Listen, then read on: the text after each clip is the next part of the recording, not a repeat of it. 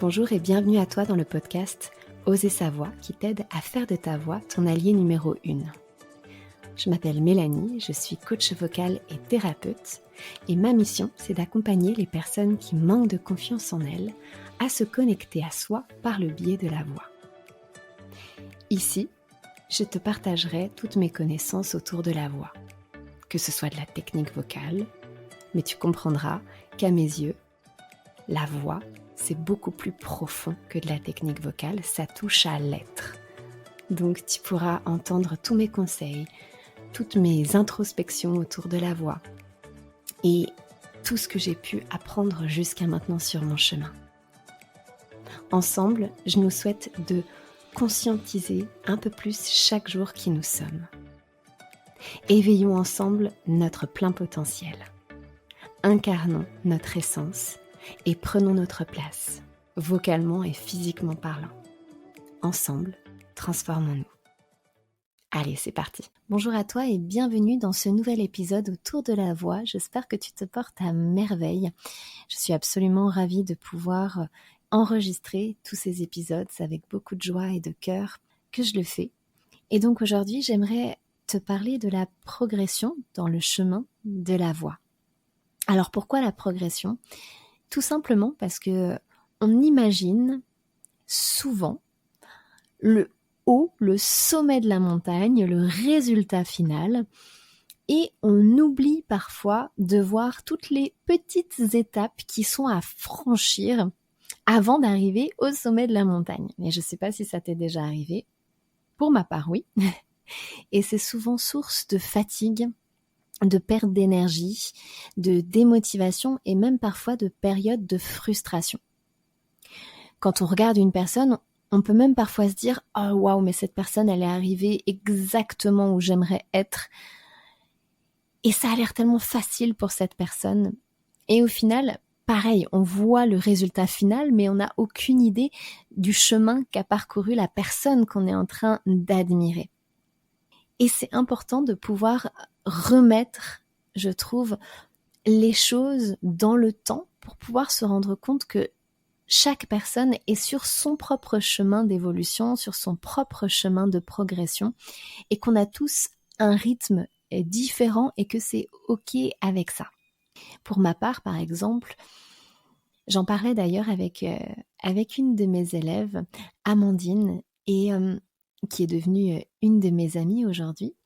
Et elle me disait, c'est marrant parce que, voilà, on a du mal, on te voit maintenant là où tu es et on a du mal à savoir ce qui s'est passé pour toi dans le passé, quelles ont été les étapes que tu as franchies. Et en discutant avec elle, je me suis dit, c'est vrai en fait, j'ai jamais pensé à expliquer réellement ça. Pourtant, ça fait complètement partie de qui je suis. Et donc, il faut savoir qu'aujourd'hui, on peut, coach vocal, etc. Mais d'où ça vient et en fin de compte, quelles sont les étapes que j'ai franchies pour arriver aujourd'hui à ce résultat.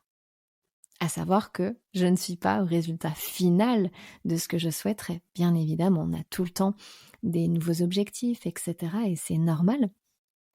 De mes 8 à mes 12 ans, j'étais une personne qui était, comme vous avez pu le découvrir dans d'autres épisodes, extrêmement timide. Et aujourd'hui, ça peut toujours un petit peu questionner parce que, je me soigne, si on peut dire ça. En tout cas, j'ai appris à vivre avec ma timidité, avec le côté introverti que j'ai.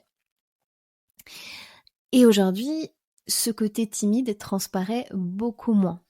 Effectivement, je passe ma journée avec des groupes de personnes en collectif ou en individuel. Je suis entourée constamment de personnes extraordinaires. Donc c'est vrai que quand je dis « oui, mais tu sais, moi je suis quelqu'un de timide », souvent ça fait sourire. Et pourtant, j'ai toujours, et je pense que j'aurai toujours cette partie de moi-même qui est plus timide, qui est plus introvertie, et j'ai fait la paix avec aujourd'hui. Et ça me permet de pouvoir passer au-delà de cela et de découvrir d'autres facettes de moi-même, d'autres parties de moi-même qui sont plus ouvertes, qui osent plus. C'est comme si on pouvait mettre la lumière sur différentes parties de nous-mêmes. Il n'y a pas que la partie timide à l'intérieur de moi. Il y en a d'autres. Et de mes 8 à mes 12 ans, j'avais pas trop vu ça. Pour moi, j'étais très timide et hop, la lumière était focalisée sur l'aspect timidité.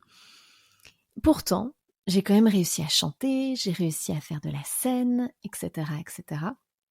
Et plus j'en faisais et plus j'aimais ça, plus ça a fait du sens dans ma vie et plus je me voyais sur scène.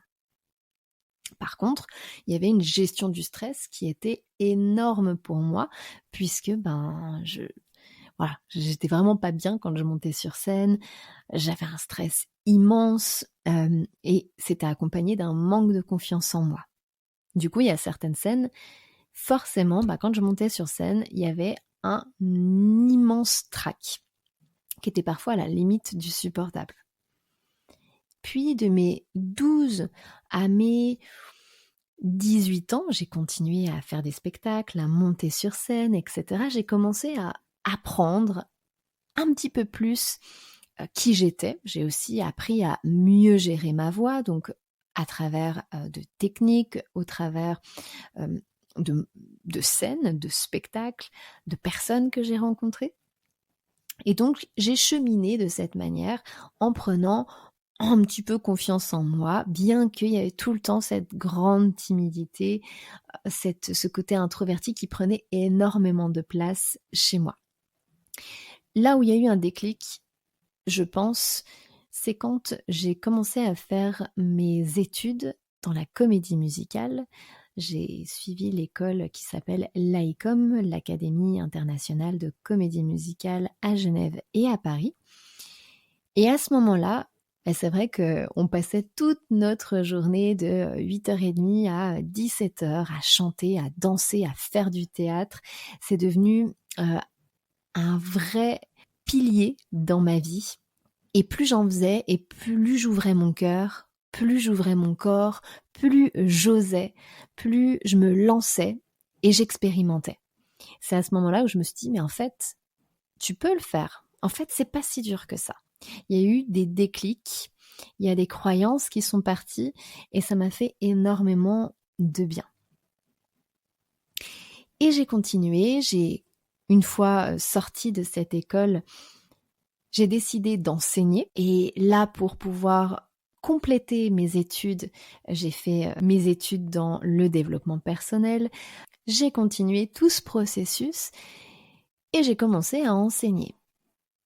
Et je pense que c'est la chose qui m'a fait le plus grandir, puisque à ce moment-là, j'ai continué à monter sur scène, mais il y avait une nouvelle dimension, c'était que j'avais l'occasion d'accompagner des personnes à suivre ce même chemin. Et là, ça a pris un autre tournant parce que on apprend énormément sur soi en accompagnant les autres. Et je dirais que la prise de confiance, elle est venue à ce moment-là. Je m'en étais pas rendu compte avant, mais la prise de confiance en moi, là où vraiment il y a eu des fleurs qui se sont mis à éclore, c'est à ce moment-là, à l'intérieur de moi. J'ai eu une nouvelle vision de la chanteuse, de l'enseignante que je voulais incarner. Et je l'ai vécu comme une transformation intérieure qui s'est étalée, bien évidemment, sur ces 7 ans d'enseignement. Et je continue à prendre confiance en moi et je continue à me valoriser, à valoriser l'estime que j'ai pour moi-même. Et c'est un cheminement et je sais qu'il n'est pas arrivé au bout et merci d'ailleurs qu'il ne soit pas arrivé au bout parce qu'on continue d'évoluer, on continue de progresser et c'est ça qui fait du sens. Et j'aimerais à tout prix pouvoir faire passer ce message, c'est que la progression, elle se fait et ayez confiance au processus. Faites confiance au processus. Quand vous commencez une démarche de chant ou même de danse ou toute autre chose, dès qu'il y a un nouveau processus qui se met en place, faites-lui confiance parce que vous allez avancer sur ce chemin. Et vous allez progresser et vous allez évoluer. Et c'est le but. Et je vous invite à pouvoir observer tous les progrès que vous faites chaque jour, chaque semaine, chaque mois, pour que ça vous valorise, pour que ça vous mette en avant, pour que ça valorise votre confiance en vous. Et de cette manière, cette progression, elle sera de plus en plus agréable, de plus en plus confortable et vous allez évoluer, vous allez grimper sur cette montagne sans même vous en rendre compte jusqu'au moment où vous allez arriver là-haut et waouh! Et là, vous pouvez contempler tout le chemin qui a été parcouru. C'est une technique que j'utilise depuis des années maintenant et c'est pour ça que je voulais vous partager mon vécu, mon expérience parce qu'en fin de compte, ça s'est construit. Et ça s'est construit sur des années et des années et des années. Et c'est aussi pour montrer que c'est possible. C'est possible de le réaliser. C'est possible d'aller au bout de ce qu'on souhaite. Et c'est bien évidemment ce que je vous souhaite. Je te remercie de tout cœur d'avoir partagé avec moi cet épisode. Si tu souhaites être tenu au courant de toutes les nouveautés, je t'invite à me rejoindre sur les réseaux sociaux. Le lien est dans la description. Si tu as apprécié ce que tu as entendu et que tu souhaites le partager autour de toi, c'est avec joie que je t'invite à le faire. Tu peux également noter et commenter l'épisode si le cœur t'en dit. Car si le podcast évolue, c'est surtout grâce à toi. Je te remercie et je t'envoie de douces pensées.